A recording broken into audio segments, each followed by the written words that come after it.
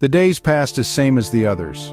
We were always flying into wherever the action was going on or about to go on. Every day the flight was taking fire in some LZs and PZs, pickup zones.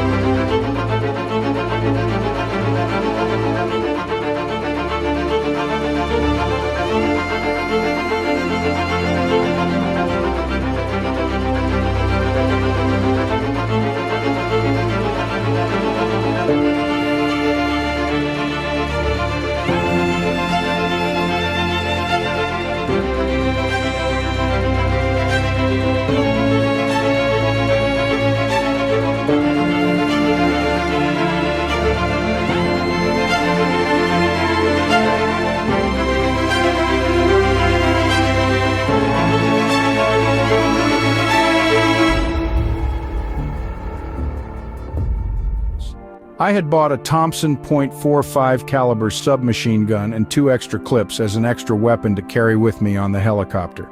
It cost me $20. One could buy weapons cheap, as it seemed everyone collected them. Actually, in early 1968, one could send weapons back home from Vietnam. One had to break them down into parts in order to get them through the mail. Some guys actually sent M60 machine guns home. That soon stopped, though. I tried to send my Colt .45 caliber pistol and a parachute home when my time was up, but I never got it. That was probably a good thing, huh? Anyway, ammo was hard to find in .45 caliber at the Coochie ammo dump. We were lucky to get enough 7.62 ammo for our machine guns. Sometimes we could only get all tracer rounds instead of the usual 1 in 5 tracers in the regular ammo belts. Each machine gunner in our flight usually shot out 2,200 rounds a day at this time. That's a lot of ammo. The pilots carried Smith & Wesson .38 caliber revolvers on them. That ammo was almost impossible to find. But pilots don't shoot, and they used to complain about that all the time. They said we had all the fun shooting the machine gun, which was true. We all liked shooting the M60S not only for protection, but it was fun. It was a formidable weapon for sure. We all became quick and excellent shots. If we didn't become excellent shots, we would be thrown out of the flight platoons. Not only did our lives depend on good pilots, but also on fast and accurate shooting from the gunners. One needs to hit the enemy before he hits you. The law of the gunfight. I tried out the Thompson .45 submachine gun and found it lacking accuracy unless you're right next to someone. The round was nice for close quarters, but that was it. I traded it for a Colt .45 automatic pistol that I could wear no matter what happened. The memory of the fiasco on the bunker line came to mind. Also, there was talk that a Huey on a solo mission was shot down and missing. It was from another Huey company.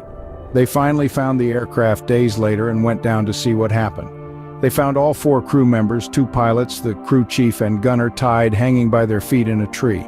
They were all skinned.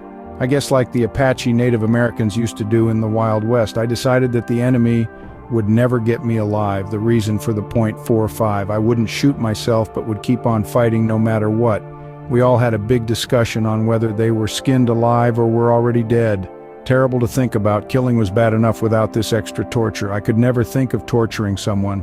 I didn't know if I ever killed anyone.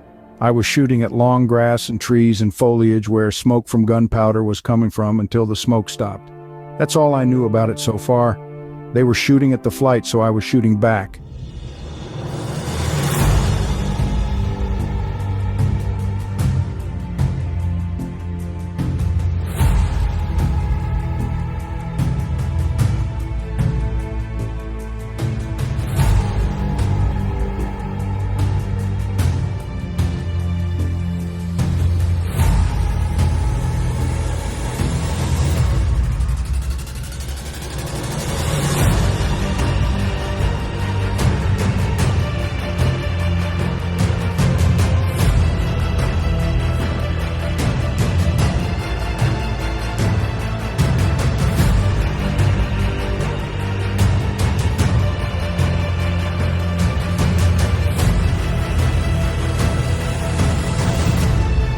During this time, I was awarded my first Air Medal for 25 assault combat missions.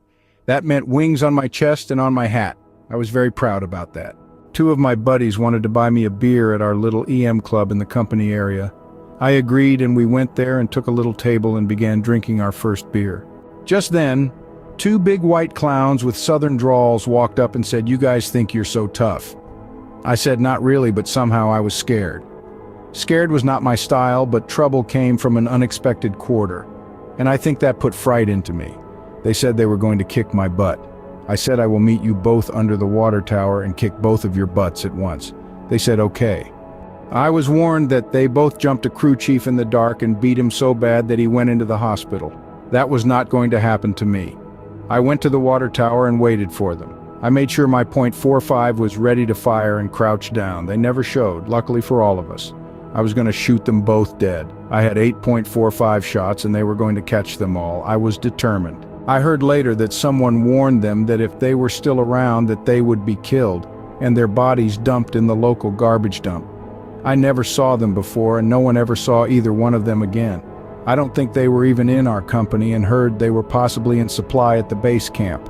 I have no idea what happened to them, but it did sort of scare me that I could be so violent as to kill these two clowns, and I certainly would have. I guess it was too easy for me to pull a trigger anymore when danger appeared. Maybe that was a good thing. Things certainly happened in Vietnam that would not normally happen anywhere else. I probably wouldn't have even been in trouble by shooting these thugs dead. It would be considered self-defense. All field infantry and helicopter combat flight crews were looked upon as heroes by the non-combat guys in the base camps. I always carried my Colt .45 pistol on my belt with 2 extra clips. I became a very good shot with it. I used to practice with it by shooting up a 55-gallon barrel in a field. I learned to hit a dot on the barrel without aiming, just eye and hand coordination like the machine gun. Vietnam to me was all about helicopter mechanical upkeep and gunfights.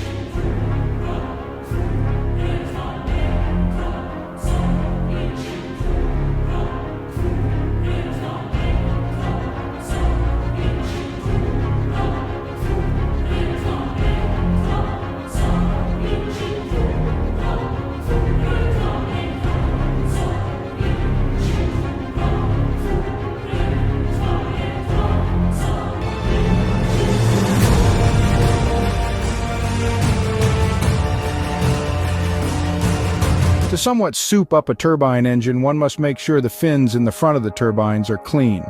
It was advised that they be cleaned with putting ground walnut shells through the engine while the engine was revved up. Sort of like how a gas engine carburetor sometimes gets cleaned. There were no walnut shells around, but I used water to do the job. Normally in Vietnam, dust would accumulate on the turbine fins and the engine would lose some of its power in this way. The fins needed to be cleaned to gain power back. I had to explain this procedure to my AC. I had to take off the front turbine screen protector, and I had a 5-gallon bucket of water and a smaller container on top of the helicopter that I used to throw the water in a little at a time while the turbine was fully accelerated, and while the rotor and rotor assembly was swinging around just above my head. A dangerous, noisy, and tricky maneuver, but in serious combat flight moments well worth it and a lifesaver. Once my AC felt the extra power he had with a clean turbine engine, we did this procedure every other day, and so did other ACs and crew chiefs. It was comparable to a 6-cylinder gas engine to a V8 gas engine. Extra get up and go. We could carry an extra 400 pounds, no problem. That is 2 extra wounded guys we could get out of the field and into our field evacuation hospital to possibly save their lives instead of them dying in the field. And we could get into LZs and out of LZs faster. We also took off both side doors from the main cabin of the helicopter and the steel hook under the helicopter. We never used these extra weight things. That lightened us up another 200 pounds. We needed to be as light and as fast as possible. An edge to staying alive in bad situations, and we had plenty of bad situations. I read in some war novels that a soldier's combat life consists of 90% boredom and 10% pure terror. My personal experience consisted of 0 boredom and 90% total danger with no terror. It was like a very, very dangerous job. Many of us figured we would die in Vietnam and sort of planned on it happening, so I think that took the terror out of the whole experience. We were flying anywhere from 12 to 18 hours a day. It was all combat assaults into LZs with infantry and then PZs picking up the infantry. Half the LZs were hot. In other words, we were getting shot at from fairly close range. We did about 4 LZs a day and 4 PZs. We sometimes would get shot up in PZs. Those were usually the worst times. That sometimes is when the infantry are running for their lives, leaving the dead and, unfortunately, maybe some of the wounded behind. We had an emergency PZ one time where an infantry outfit was getting overrun and were being chased through the woods by a very superior enemy force. We had about 7 helicopters in the air that day and rushed right over to a clearing on a map to about where they were.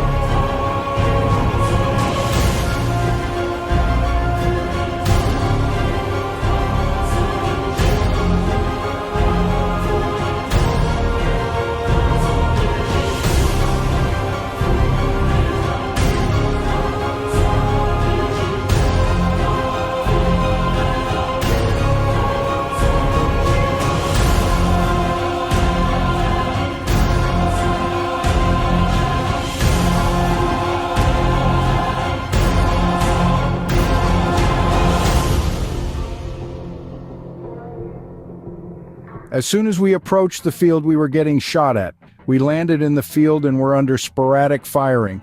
After a short while, the infantry fellows started to run out of the woods to our left. They looked very frightened by the looks on their faces.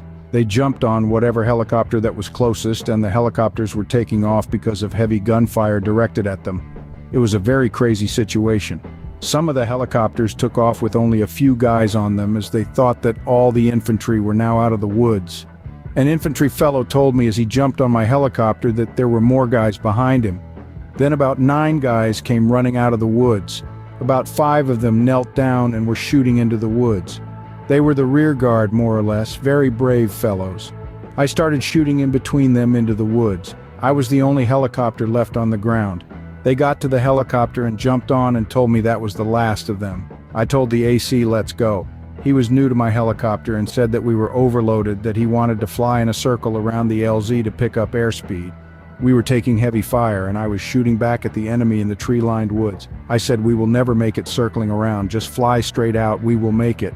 There were trees lining the whole LZ. Luckily, he tried the straight out, gaining some airspeed in the LZ. We clipped some tops of trees but made it out with lots of bullet holes, but we were still flying. I talked to the infantry survivors and they said they were all running for their lives and it was impossible to stop their pursuers. They said they left the dead behind and probably some wounded who were shot on the run. About 26 infantry were left behind, dead and wounded that were probably now dead. It was either that or all of them would have been annihilated. I don't know when or even if there was an operation to recover the dead or wounded. Probably. But it must have been left to someone else to fly them in. In a situation such as that, the NVA will set up an ambush for the guys coming in to look for bodies and rig up explosives to the bodies. I don't know what happened as we were usually only concerned about what was happening to us. Sounds cruel, but we had our hands full dealing with our own operations. The new AC said strong turbine. He thought we were all dead. We would have been with a weaker engine. A fully loaded Huey needs some running room and a certain amount of airspeed before it can actually lift into the air. Oh, I watched too many war movies that said that they never leave a dead GI behind. I don't know what war they were ever in. Battles develop fast and move fast. In terrible, fierce battles, they almost always leave their dead and sometimes wounded behind. The troopers are too busy fighting for their lives at the moment to be dragging dead around. The wounded get dragged around in most cases. Hopefully someone else will pick up the pieces. Boredom? Never in my 12 months in Vietnam. I wish.